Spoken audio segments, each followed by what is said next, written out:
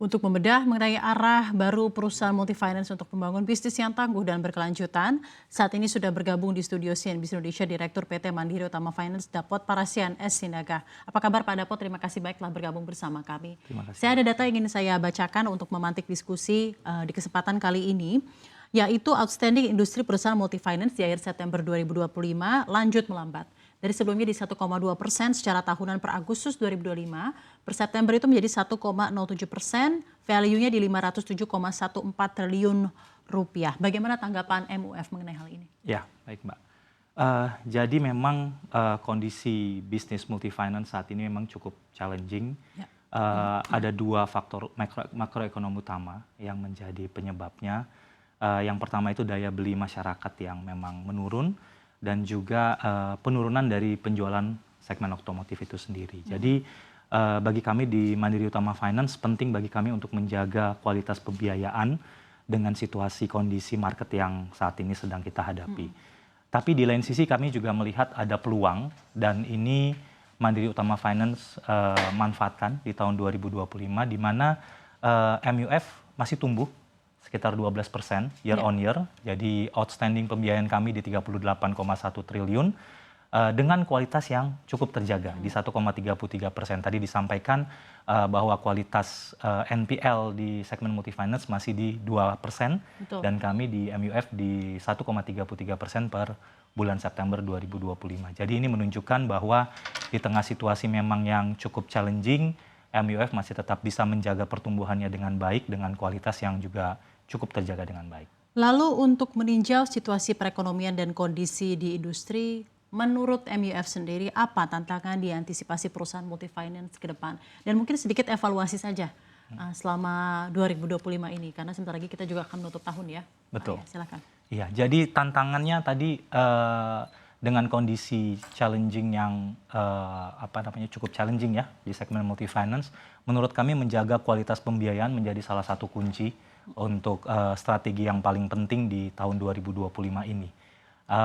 Meskipun tantangannya besar, tapi kami melihat sebagai bagian dari Bank Mandiri Group, kami mencoba untuk mengoptimalkan ekosistem Mandiri Group melalui kolaborasi dengan Bank Mandiri, BSI, sehingga kami bisa mengoptimalkan peluang-peluang khususnya untuk segmen otomotif melalui nasabah-nasabah Bank Mandiri dan BSI. Jadi hal ini akan memberikan pertumbuhan yang baik untuk MUF, tentunya dengan profil resiko juga yang terjaga dengan baik. Untuk persentasenya, porsi pembiayaan MUF selama 2025 ini paling banyak apa Pak? Persentase terbesar masih mobil baru. Mobil baru? Betul, tapi kami juga mulai masuk ke segmen-segmen yang lain yang memang sebenarnya sebelumnya kami sudah miliki, seperti mobil bekas, motor baru dan motor bekas.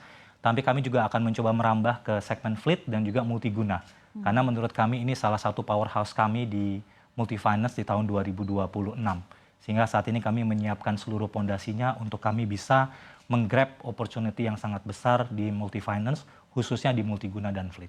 Apa yang Anda lihat tren yang berubah di 2025 ini dibandingkan tahun-tahun sebelumnya mengenai multifinance, dan Anda rasakan ini bisa diadaptasi dan akhirnya menjadi motor penggerak MUF di tahun ini? Oke, salah satunya mungkin yang kita rasakan bersama terkait dengan kendaraan electric vehicle yang sebenarnya pertumbuhannya sangat pesat di tahun 2024-2025, dan menurut kami 2026 akan tetap menjadi pertumbuhan yang cukup signifikan karena dengan environmental conscious yang ada baik di Indonesia maupun di Southeast Asia, menurut kami ini potensi yang harus kita benar-benar optimalkan dengan segala privilege yang sudah diberikan oleh pemerintah, ganjil genap, kemudian juga terkait dengan pajak. Nah, ini yang mungkin menurut kami 2026 masih akan tetap tumbuh cukup besar, sehingga di persaingan bisnis sendiri nantinya akan sangat challenging untuk memberikan kontribusi yang terbaik untuk Indonesia melalui penjualan kendaraan EV ini. Baik, saya juga pengen tahu sudut pandang dari MUF, tanggapan dari perusahaan Anda terhadap dampak stimulus ekonomi baru yang diharapkan pemerintah dapat menjaga daya beli dan konsumsi masyarakat, serta relevansi dengan prospek bisnis perusahaan multifinance ke depan. Kita tahu beberapa bulan belakangan ini ada banyak stimulus dan insentif yang dikerahkan oleh pemerintah untuk menggenjot daya beli masyarakat, meningkatkan kredit, menurunkan suku bunga kredit, dan lain-lain. Ya. Tanggapan Anda seperti apa dan apakah Anda rasa effort dari pemerintah tersebut sudah kerasa ke private sector dan juga daya beli masyarakat? Oke, baik. Stimulus ekonomi menurut saya suatu keniscayaan dan memang kalau kami melihat ini benar-benar menjadi katalis penting bagi sektor pembiayaan dan sebenarnya di MOVE sendiri sudah terasa dampaknya di mana penjualan mobil baru kami meningkat 21% dan juga penjualan mobil EV juga meningkat. Ini bahkan yang tertinggi di tahun ini sekitar 127%. Sehingga ini berkontribusi kepada pembiayaan di MOVE di tahun 2025 sekitar 10% dari total pembiayaan kami.